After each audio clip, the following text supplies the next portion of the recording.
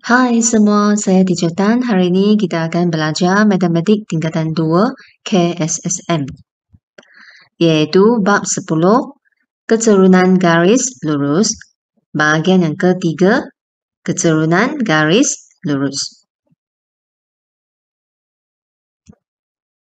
Kita lihat standar pembelajaran, membuat generalisasi tentang keturunan garis lurus. Sebelum kita mulakan kelas hari ini, jom kita imbas kembali tentang tajuk yang kita sudah belajar pada pembelajaran lepas. Okey, pada pembelajaran lepas kita sudah takrifkan keturunan sebagai nisbah jarak mencancang kepada jarak mengufuk. Dan kita juga menerbitkan rumus keturunan yang kedua dan juga yang ketiga. Kita juga belajar hubungan antara keturunan dan kecuraman, iaitu semakin curam garis lurus, semakin besar nilai keturunannya. Selain itu, kita juga telah belajar tentang arah kecondongan, iaitu sesuatu garis lurus dikatakan condong ke kanan ataupun condong ke kiri. Cikgu harap kamu semua ingat apa yang kita pelajari sebelum ini, kerana ia berkait rapat tentang apa yang kita akan pelajari hari ini. Dan persoalannya, apakah hubungan antara nilai keturunan dengan arah kecondongan? Jom kita lihat satu persatu. Okey, mari kita tentukan keturunan bagi ketiga-tiga garis lurus yang berikut. Yang pertama sekali ialah garis lurus PQ. Kita guna rumus keturunan yang pertama, iaitu jarak mencancang bahagi dengan jarak mengufuk. Okey, iaitu jarak mencancang bagi garis PQ ialah 4 unit. Jarak mengufuk ialah 2. Maka keturunannya ialah 4 bahagi dengan 2, iaitu 2. Seterusnya garis PR. Juga sama kita guna rumus ini. Okey, jarak mencancangnya ialah 3 unit dan jarak mengufuk juga 3 unit. Maka keturunannya ialah 3 bahagi 3, iaitu sama dengan 1. Dan akhir sekali garis lurus PS. Okey, apakah jarak mencancang dan jarak mengufuknya? Jarak mencancang ialah 1 unit, jarak mengufuk ialah 4 unit. Jadi keturunan PS ialah 1/4. Dan kita mendapati bahawa garis PQ ini mempunyai nilai keturunan yang terbesar. Dan garis lurus PQ merupakan garis yang paling hampir keadaan mencancang, iaitu garis yang paling curam. Jadi, kesimpulan pertama yang kita boleh katakan di sini ialah semakin besar nilai mutlak keturunan, semakin curam garis lurus itu. Baik, seterusnya tentukan keturunan bagi ketiga-tiga garis lurus yang berikut. Yang pertama sekali ialah garis lurus AB. Okey, kita boleh guna rumus keturunan yang ketiga, iaitu negatif pintasan Y bahagi dengan pintasan X, kerana garis AB melibatkan pintasan. Okey, kita tulis dulu negatif. Kemudian, kita tengok apakah pintasan Y bagi garis AB. Garis AB memotong paksi Y pada 4, jadi pintasan Y-nya ialah 4. Dan pintasan X-nya juga 4. Maka keturunan AB ialah negatif 1. Seterusnya garis AC juga guna rumus yang sama. Okey, kita tulis negatif dahulu. Dan pintasan Y-nya ialah 2. Pintasan X-nya ialah 4. Maka keturunan garis AC ialah berapa? Negatif 1/2. Baik, akhir sekali ialah AD. Apakah pintasan Y dan pintasan X-nya? Kita tulis dahulu negatif. Okey. Dan pintasan Y di sini ialah 1 kerana garis lurus AD ini memotong paksi Y pada 1. Dan pintasan X-nya ialah 4. Okey. Maka keturunan AD ialah negatif 1/4. Dan kita mendapati bahawa garis AD ini paling hampir keadaan mengufuk, iaitu paling landai. dan nilai mutlak keturunan paling kecil. Okey, lihat sini. Antara negatif 1/4, negatif 1/2 dan negatif 1, negatif 1/4 ini merupakan nilai yang paling besar. Tetapi garis AD bukan garis yang paling curam, tetapi garis yang paling landai. Kenapa? Kerana kecuraman garis adalah bergantung kepada nilai mutlak keturunan. Okey, iaitu nilai positif sahaja.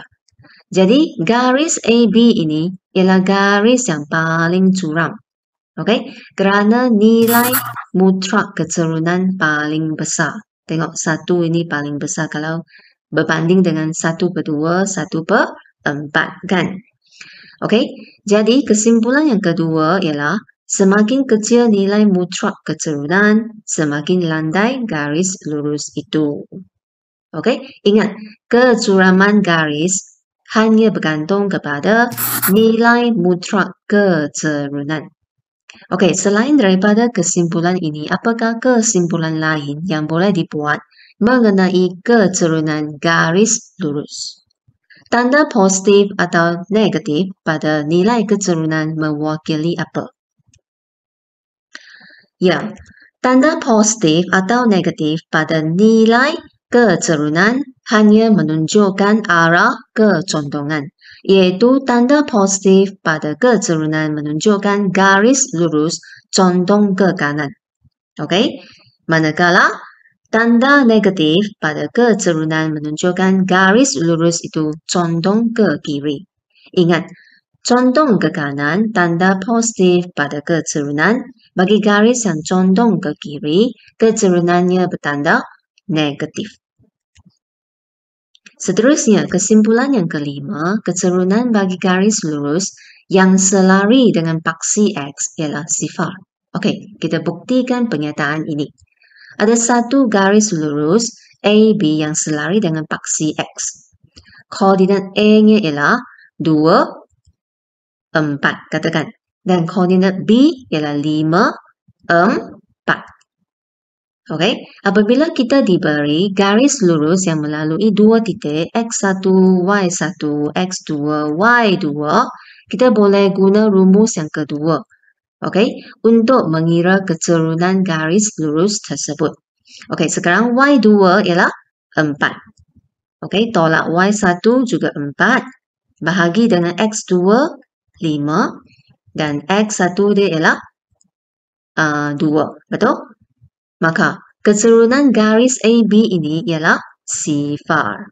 Ini kerana 4 tolak 4 sama dengan sifar dan koordinat Y bagi mana-mana titik dalam suatu garis lurus yang selari dengan paksi X adalah sama. Maka, terbuktilah pernyataan ini. Okey, ingat, koordinat Y yang sama bermakna garis itu mengufuk selari dengan paksi X dan keturunannya mesti sifar. Baik, seterusnya kita lihat kesimpulan yang terakhir iaitu keturunan bagi garis lurus yang selari dengan paksi Y ialah infinity. Okey, kita buktikan pernyataan ini. Ada satu garis lurus AB yang selari dengan paksi Y. Koordinat A katakan ialah 4, 2. Okey, dan koordinat B ialah 4. Katakan 7, koordinat Y-nya ialah 7. Ingat, kalau diberi dua koordinat X1, Y1, X2, Y2, kita gunalah rumus keturunan yang kedua. Okey, untuk mendapatkan keturunan garis lurus tersebut. Baik, Y2 ialah 7. Tolak dengan Y1, 2. Bahagi dengan X2, 4. X1-nya juga 4. Baik, jadi ini berapa? 5 bahagi sifar, betul? Okey, baik. Kalau anda tekan kalkulator, math error akan tertunjuk pada skrin.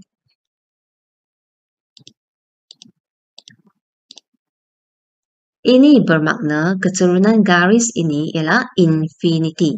Maksudnya ialah tidak tertakrif. Okey, ini kerana 4 tolak 4 sifar kan? Okey, koordinat X bagi mana-mana titik dalam suatu garis lurus yang selari dengan paksi Y adalah sama. Okey, maka terbuktilah pernyataan ini. Jadi ingat, koordinat X sama, garis itu mencancang selari dengan paksi Y, keturunannya mesti infinity, iaitu tidak tertakrif. Baik, jadi kita sudah membuat generalisasi tentang hubungan di antara keturunan dan garis lurus. Okey, yang pertama bagi garis lurus yang condong ke kanan, keturunannya ialah apa? Positif. Yang kedua, bagi garis lurus yang condong ke kiri, okey, keturunannya ialah negatif. Yang ketiga, apakah keturunan bagi garis mencancang? Keturunannya ialah infinity ataupun tidak tertakrif. Dan yang terakhir sekali ialah garis mengufuk. Keturunannya ialah sifar. Jadi, anda boleh guna gambar raja ini untuk mengingati hubungan keturunan dan garis lurus. Seterusnya kita lihat contoh pertama. Antara pasangan titik berikut yang manakah membentuk garis lurus yang keturunannya sifar? Bulatkan jawapan anda. Okey, seperti apa yang kita bincang tadi, keturunan garis lurus adalah sifar sekiranya garis itu mengufuk. Dan koordinat Y bagi titik-titik yang berada dalam garis itu adalah sama. Okey, maka jawapannya ialah pasangan yang pertama dan yang ketiga kerana koordinat Y mereka adalah sama. Okey, baik. Contoh yang kedua. Padankan garis lurus yang berikut dengan keturunannya. Garis yang pertama ini adalah condong ke kanan. Maka keturunannya ialah positif. Jadi jawapannya ialah B per A. Yang kedua, garisnya mengufuk. Maka keturunannya ialah sifar. Betul? Dan yang ketiga, negatif pintasan Y per pintasan X. Maka keturunannya ialah negatif B per A. Yang ini garis ini adalah condong ke kiri ya. Baik, yang terakhir sekali garis tersebut mencancang dan selari dengan paksi Y. Maka keturunannya ialah infinity, tidak tertakrif. Contoh ketiga. Nyatakan keturunan bagi garis lurus berikut sama ada positif, negatif, sifar atau tidak tertakrif. Berikan justifikasi. Maksudnya ialah memberikan sebab. Okey. Dan tip gambar raja ini juga berguna untuk menjawab soalan ini. Baik. Yang pertama sekali, keturunan garis AB ialah positif kerana condong ke kanan. Yang kedua, keturunan CD ialah sifar kerana garisnya mengufuk. Seterusnya, keturunan garis EF ialah negatif kerana condong ke kiri. Dan yang terakhir sekali, keturunan garis lurus GH ialah tidak tertakrif kerana garisnya mencancang. Contoh keempat, buat generalisasi tentang keturunan garis lurus berikut dan lengkapkan ketaksamaan di bawah dengan menggunakan huruf A, B, C, D dan E, F. Seterusnya, isi tempat kosong. Okey, dengan jawapan yang betul. Baik, keturunan E, F paling kecil kerana ia paling landai. Okey, kecil daripada keturunan CD. Okey, simbol ini ialah kecil daripada dan keturunan AB adalah yang paling besar sekali lah sebab dia paling curam. Okey, seterusnya, garis apa mempunyai keturunan paling besar atau kecil kerana menghampiri keadaan mencancang. Baik, bagi garis yang menghampiri keadaan mencancang, keturunannya paling besar. Betul? Maka jawapannya di sini ialah garis AB mempunyai keturunan paling besar kerana menghampiri keadaan mencancap. Okey, seterusnya. Garis EF mempunyai keturunan paling kecil kerana menghampiri keadaan mengufuk. Setakat ini sahaja untuk video kali ini dan saya berharap video ini dapat membantu anda untuk memahami konsep bagi tajuk hari ini. Kalau rasa video ini membantu, sila like, share dan jangan lupa subscribe. Selamat belajar. Sekian, terima kasih. Kita jumpa lagi.